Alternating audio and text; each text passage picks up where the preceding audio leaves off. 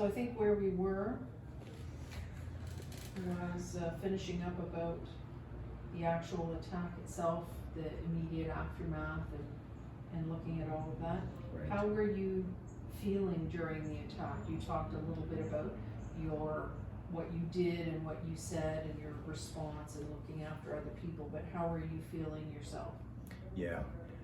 What comes to mind immediately was the feeling of helplessness, complete helplessness, not just because we were being attacked, not just because I was sitting trapped behind the dining table, but I could hear people on the street, I could hear people in the fish market, I could hear talking, I could hear cars driving by, and you can't reach out, you can't call out for help. That was the most, that was the hardest part, just feeling trapped. And that, of course, as I'll get into in a moment, stems back to the childhood that I experienced, right? Just utter helplessness, but very quickly it turned to anger. For the most part, I was feeling anger. Just angry. But that complete feeling of helplessness, that,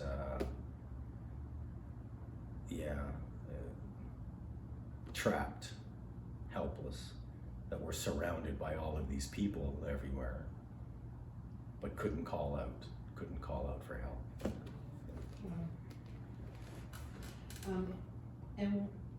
And of course my fear and concern, for the crew, right?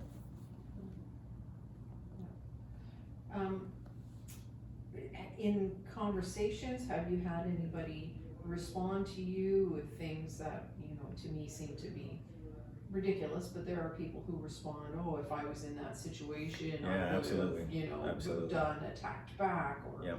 Yeah. And in fact, at one point, while we were tied up, that the night of the attack, when we shifted over and tied up to that big concrete pier, Mary actually made a comment. She has a really big, burly sort of male friend, and she made a comment like something like, "Wow, if so and so had been there, he would have done whatever. He would have made short work of them, kicked all their butts, or something like that." And of course, I know I knew she was in shock, etc. But I'm thinking, you're talking to a guy, you're telling this to a guy who took leadership role in the attack, in an attempt to save us all, and you're telling me that, you wish you had a friend there, and the other thing too was, well, if your friend was here with us, or if you have a friend like that, I'm glad he wasn't here with us, because he may very well, have escalated to a point where, maybe one of us would have been killed, right? So yes, there is at least one person who said, "Oh man, they had knives. There were only 3 of them, and I would have, done this, or I would have done that." And the fact of the matter is this. I had read, and I kept up to date with this kind of thing, because there are sites you can go to. For example, Noon Site is one such site where they actually have a section of their website where they have listed reports of attacks that have occurred all over the world, and you'll find not just a report of our attack in the Cape Verdes, you'll find several other boats who've experienced the same thing in the Cape Verdes. So I had been paying attention to those over the years to see, and I know that this has happened to other captains, and sometimes it's just a mild experience, sometimes people get shot, sometimes people even get killed. But reading about this sort of thing happening to other people, of course, is very different from when it happens to you, right? So when I looked up, from the moment that I registered, what was actually going on, things are happening so fast.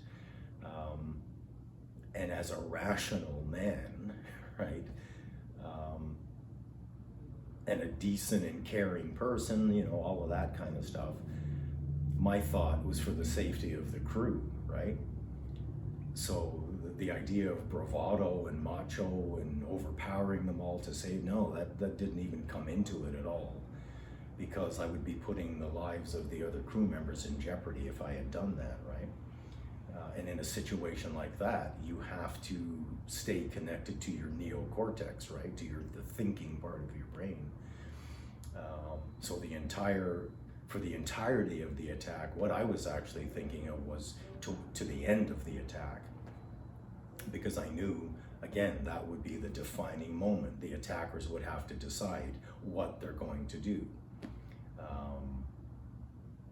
Are they going to try to kill us? That's a very real thing. Are they going to try to kill us to get rid of, witnesses, or, what were they going to do? So I was preparing myself for that, which is why, as I mentioned, at one point I tried to get my leg up from under the table so that the sole of my foot was on the back of the seat, so that I could propel myself off. And I had been testing the strength of the tabletop, because I was prepared. Only if it appeared they were going to try to kill us, I would have ripped the table right off its mount and then propelled myself forward with my leg. But they saw me do that, unfortunately. And the guy came over immediately with his knife, pointing to my leg with his knife and doing this, right? So I had to put my leg back down. And that's when that feeling of helplessness really took over, because I could do nothing from that position where I was sitting trapped behind the table. I could do nothing at all. Right?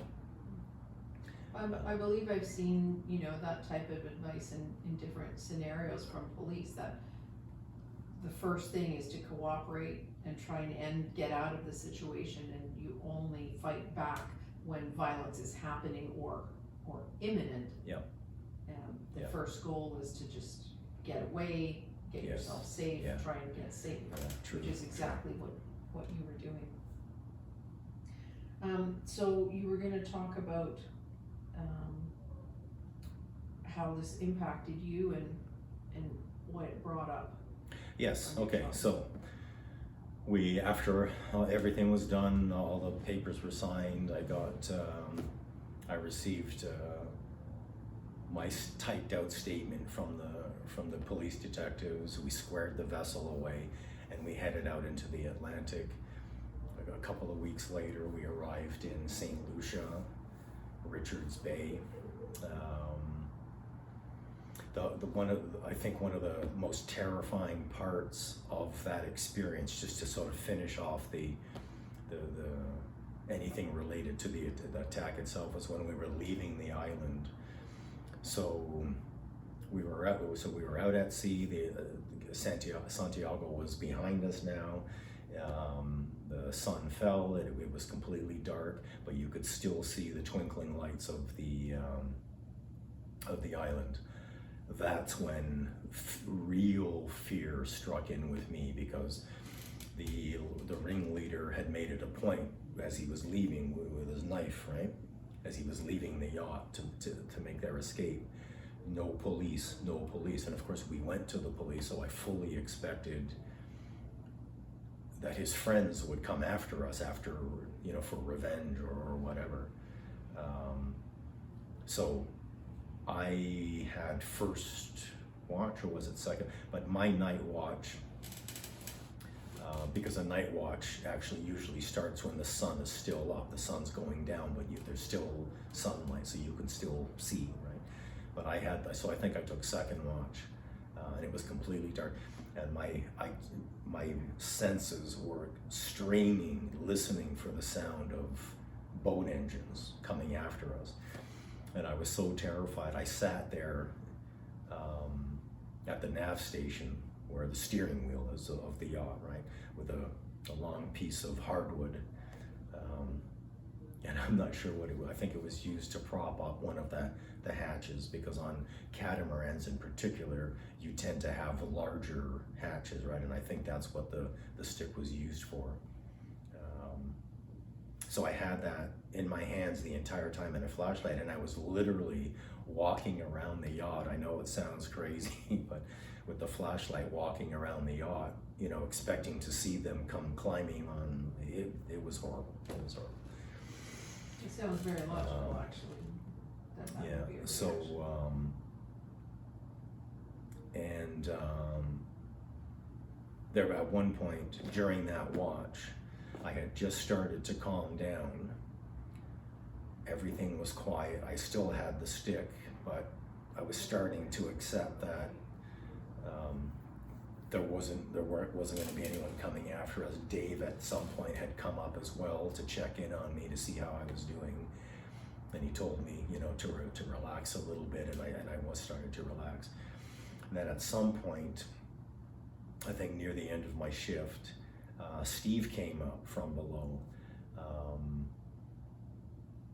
and he didn't say anything, and I didn't know he was there, right? Often, you know, that the person who is going to be relieving you for your watch, they usually turn on a light, or you can see the flashlight, or you can see their cabin light turn on, so you know, okay, somebody's up and about. Well, Steve didn't do that at all. He just showed up suddenly right beside me, and on a catamaran, typically the navigation station where you're actually piloting is raised a little, so when somebody walks over, their head is like about at this height to you, and there are bars, protective bars that go around the seat to keep you in the seat firmly. Well, he didn't say a word until he was right beside me, and he has a particularly deep voice, and I think he's like 6 foot as well, so his head came up a lot, but I didn't know he was there. No idea. And then he spoke with this, and I literally screamed. I made a sound that even now I can feel the embarrassment of it. I screamed, and I did this sort of defensive thing with my leg and my arm.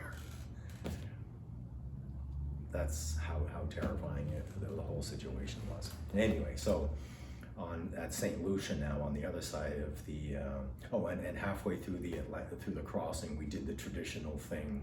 You drop your sails and you jump overboard into whatever 10,000-15,000 feet of water, and you go for a swim in the middle of the Atlantic. So we did that as well, and that you know, lifted spirits. It did for me anyway, lifted spirits, because I had done ocean crossings before, and that's a part of the crossing that I always looked forward to the part where you jump over and you dive in. So we got to St. Lucia.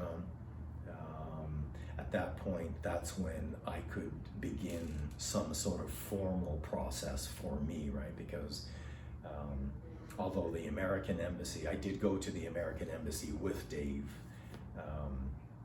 because he wanted me to do that anyway, and so that he could report to them, give them my name as a Canadian, et cetera, et cetera. Steve and Maggie chose not to do any of that sort of stuff. Steve and Mary, chose not to do that. So there is no Canadian embassy in St. Lucia either. The closest was I think it's called the British High Commission, the High Commission in Barbados. So Steve and Mary dropped us at a hotel, a really cool place actually, that Dave had pre-booked. I think Dave's wife made the arrangements for him, and he invited me to stay with him, right? Because at that point, again, I had no money, I had no credit cards, everything was gone, right? So this was my first contact with an embassy to begin to make these arrangements, because obviously I needed cash to get back home. I had to report credit cards stolen, all that kind of stuff. So I explained to the manager at Dave's hotel in St. Lucia what was going on, and then, being the gentleman that he was, and a real sweetheart of a guy, he drove me from the hotel down to the city. Actually, that's where he was at the time, because the owners of the hotel own restaurants and whatnot, and he seemed to be managing it all. So he was at one of their restaurants at the time. So he came and picked me up, heard some more of the story, of course. We stored our bags away into Steve's room. And then the manager actually drove both Steve and, no, just myself, because actually Dave was having lunch with Steve and Mary, and because he had already, you know, he had done whatever he needed to do with the American Embassy in Cape Verde anyway. So the manager drove me down, took me to the restaurant, gave me some refreshments, and actually he was a real sweetheart. He just gave me his cell phone and told me what numbers to look for from the people calling from the British High Commission in Barbados. So I was able then to recognize the numbers when they were calling, and I was communicating with them, explain the situation. And they got back to my ex-wife in Toronto, and then she was able to set it up. So the British High Commission then called, what are those places that do money transfers? Western Union. They called all of the Western Unions that were in St. Lucia and asked them to stay open long enough, however long it took, for me to be able to go over there and collect the money that was sent over by my ex-wife, this kind of stuff. So this whole process was put into motion, and I'm really grateful for the British High Commission in Barbados for doing that. So then I had money in my pocket. I was a little more relaxed at that point. Credit cards were canceled, that kind of stuff. So that's when Dave and I, we walked around a little bit, went to a couple of other restaurants, and we're still talking about the attack and just winding down from it.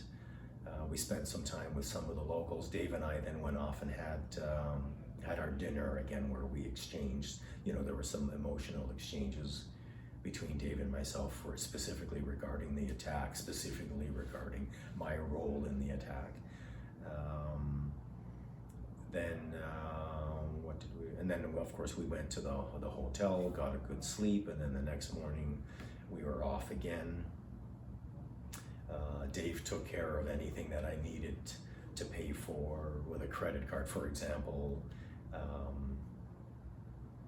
the airport tax and then luggage, the luggage fee, that kind of stuff. He took care of all of that. And then once I was back in Toronto, of course, I sent him a check, and then and that took care of that. So back in Toronto, this was February 12th, in fact. So I hadn't spoken to anybody about this, so I felt like my head was just going to explode. I needed to talk to somebody about what had happened, right? So, and at that time, unfortunately, COVID was really just starting to take hold, right? So psychiatrists, psychologists, you know, everybody was booked up, because frankly, people who normally wouldn't think to seek help from a mental health professional were now doing that because of the stress of this COVID situation, right? Everybody was now isolated, and all of the other residual sort of problems that, you know, a global pandemic, you know, would bring, and challenges that would bring into the picture, right? So I ended up calling my family doctor here in Toronto, and he immediately put me in touch with the mental health team at North York General Hospital. I had a couple of video sessions with the chief of psychiatry, and then he diagnosed me with mild PTSD. They then put me in touch with a counselor, Wanda. I'm very grateful to Wanda for that. And then she took me through, I think it was 13 or 14 sessions. There are only so many sessions that they can give, right? As a temporary sort of thing before they put you in touch with somebody more permanent. But that was hard to do again because of all the people in Toronto who were seeking, you know, help from mental health professionals. Dr. Kozerginski told me that he was basically saying that he wasn't suggesting that I come into his area of the hospital for any sort of psychiatric help, because he deals mostly with patients who are on medication and that kind of stuff. And he told me specifically that I'm too result-oriented and too future-focused to be thinking about medication and stuff like that at that point. So anyway, I did those sessions with Wanda. They were cognitive behavioral therapy sessions, which took me to a completely different place. CBT is an incredible way to get in touch with yourself and how your emotions are connected to how your body physically feels, right, when you're in trauma, and just in a general sort of thing, right? Because a lot of us encounter even mildly traumatic experiences once a week, but we're not aware of how our bodies are. So anyway, that was fantastic, but the CBT didn't really sort of deal with the attack itself. It requires a little more, and more specifically, more sort of one-on-one time with a mental health professional. But anyway, I was grateful for that time I spent with Wanda. Stopped doing those sessions, tried to handle things on my own again, because the CBT didn't deal with the trauma of the yacht. I was still carrying that trauma. Again, feeling like my head was going to explode, so I simply checked myself into the emergency department at CAMH, which is the main psychiatric hospital here in Toronto. And they made me an outpatient right away. I was assigned to a psychiatrist she then assigned me to one of the therapists that work at CAMH, Melanie, and then I started doing something similar to CBT, but she took it in a slightly different direction. I suspect because I had already done all those CBT sessions with Wanda. So here's where it really gets into this, to show the amazing, the magic of psychiatry. So the first few sessions with Melanie, I was talking about the attack itself. When I got to the part of where I was relating the attack, when I got to the part where I specifically talked about how I refused to allow the attackers to tie us up, she zeroed in on that immediately. And I understand now why. It's because that's a highly unusual thing for a person to do, right? Because the natural thing for a human being to do, man or woman, no matter what your age is to go into that freeze mode. That's what your mammalian brain, that's what your amygdala, your limbic system is designed to do, right? You're in a situation that's untenable. You don't know what to do. You're overcome by fear. Your body just shuts down, right? Cortisol, adrenaline, all of that kind of stuff, it shuts your neocortex down instantly, right? In fact, if your heart rate in any given situation, if your heart rate exceeds, something like 95 beats per minute, that automatically shuts your brain off. Yeah. But it didn't happen to me, right? So I refused to allow them to tie us up. So she immediately began to zero in on that and explore that. And then we started talking about my childhood. And then through this amazing journey of the mind with a trained professional, I remembered something that I had seen happen to my sister when I was about 7 years old. My sister was interfered with by an elderly person in the family. So it turns out that, again, it wasn't, but again, it's sort of half and half, but it turns out that I wasn't necessarily trying to save my life. I was deathly afraid that once tied up, the only female on board, Mary, would be raped.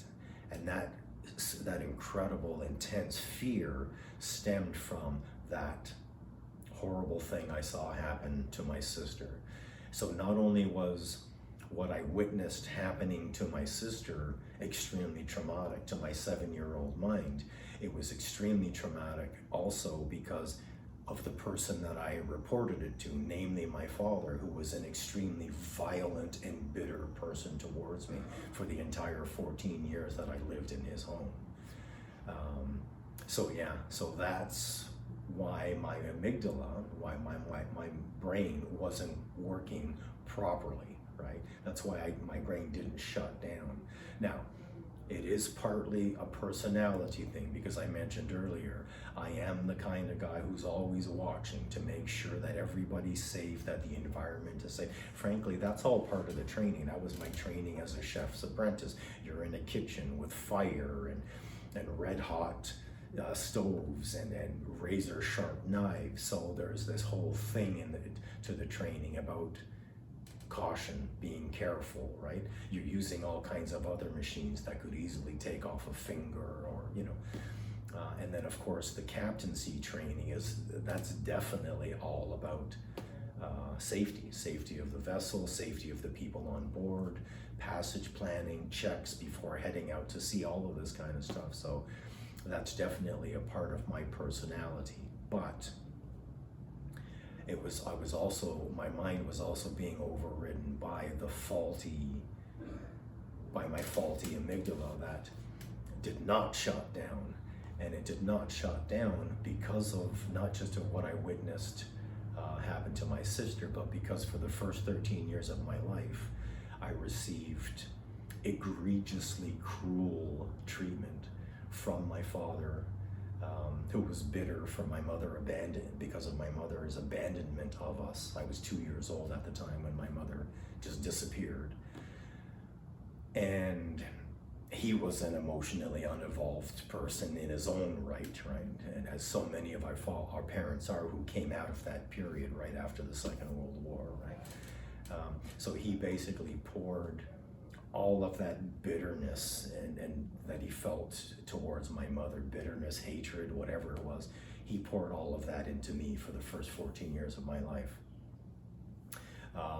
It was never vindictive necessarily, because there was some modicum of love that he felt for me. I was his flesh and blood son, but he just couldn't help himself, and I was his outlet. That was his way of getting through it, right? The shame of it all, the pain and the hurt, having to deal with the fact that his wife is now with another man, all of that kind of stuff, he funneled into me. But from my stepmother's part, it was vindictive, it was malicious, it was cruel. She just did some absolute horrible things. And of course, she wasn't accountable to anybody, right?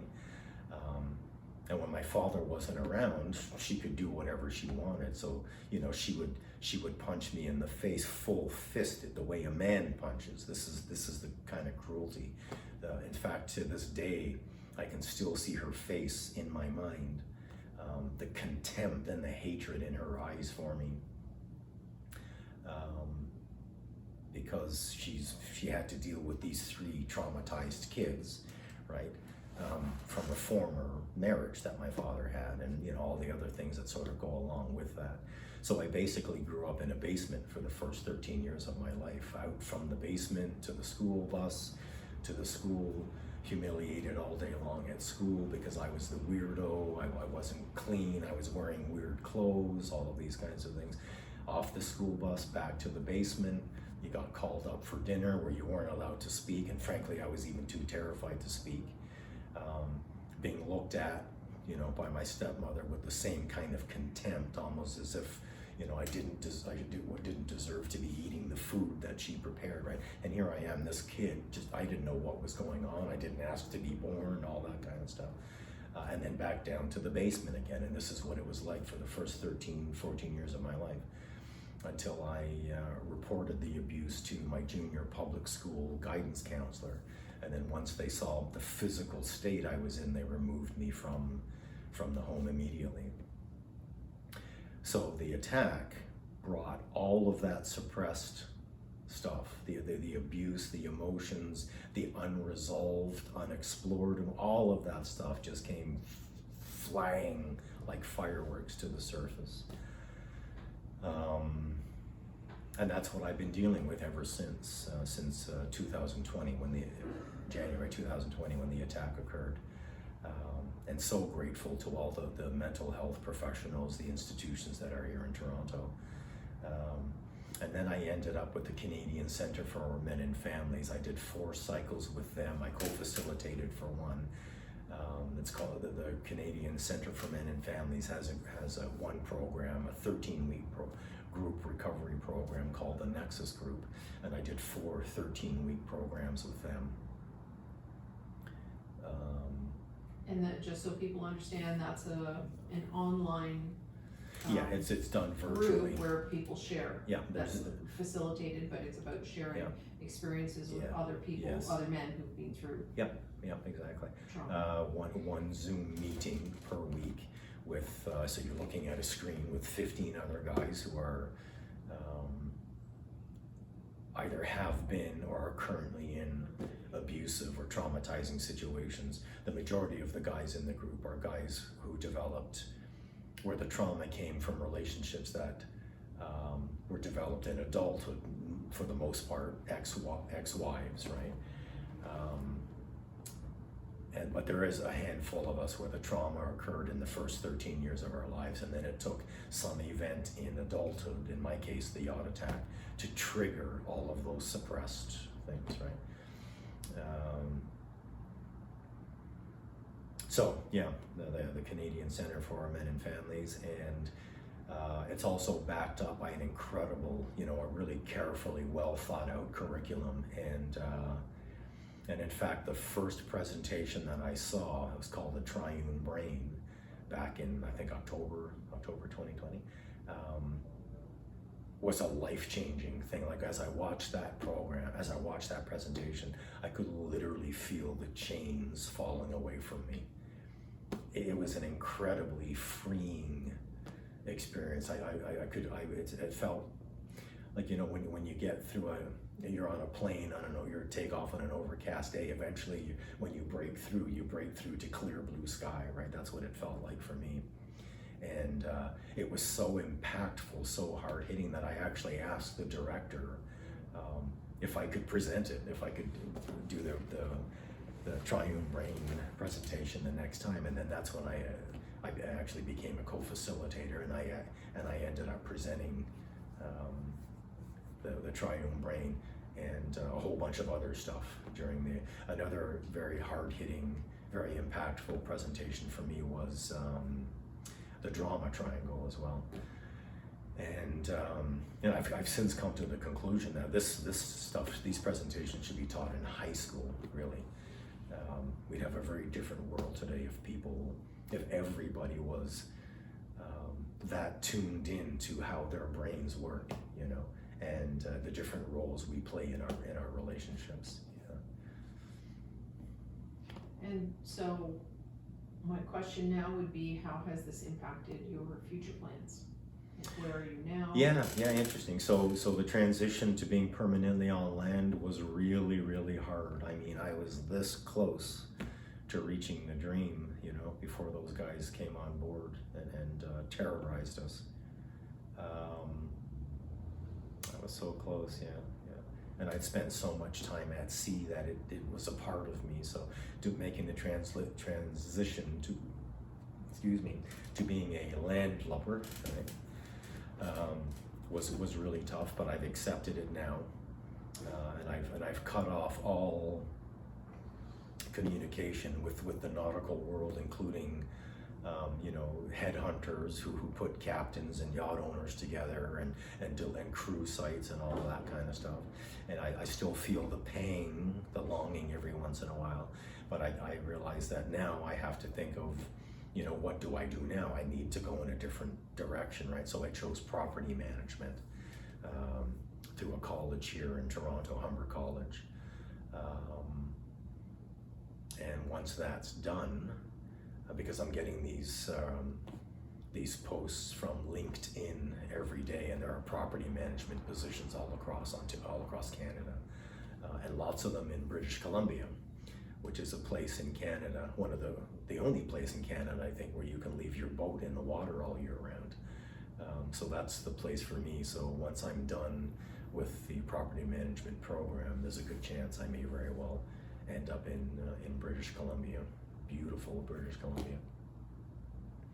And then maybe I can ease my way back into, getting, actually I've always loved the idea of living on a yacht, you know, and rather instead of buying a house, you know, buying a yacht. And so who knows? So I'm looking forward to that. And it's kind of weird because now I live in an apartment building here in the beach here in Toronto, and I'm here now all the time, so I'm starting to get to know my neighbors and what's going on in the building, and you know, so and of course the recovery process is still ongoing, but I'm feeling good.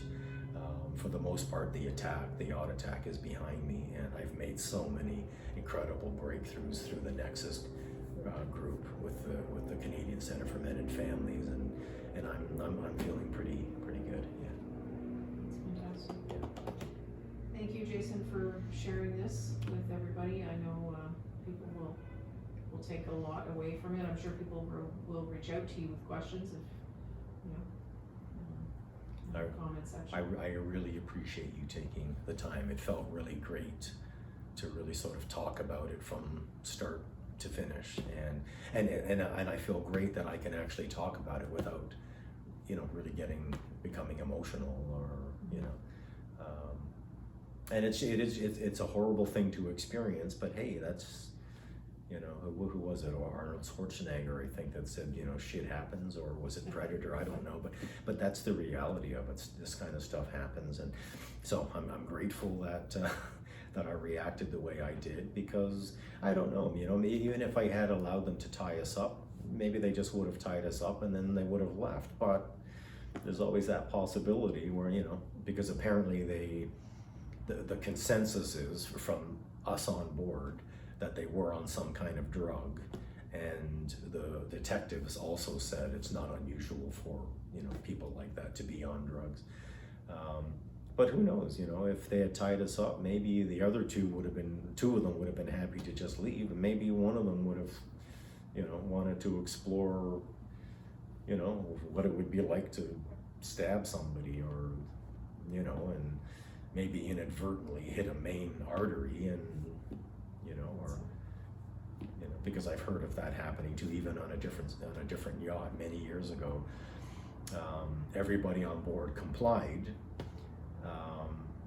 And one of the stupid idiots, one of the robbers, decided to shoot one of them anyway. I think he shot the captain. Fortunately, he shot the captain only in the knee. It wasn't a vital body part, right, of an organ or something.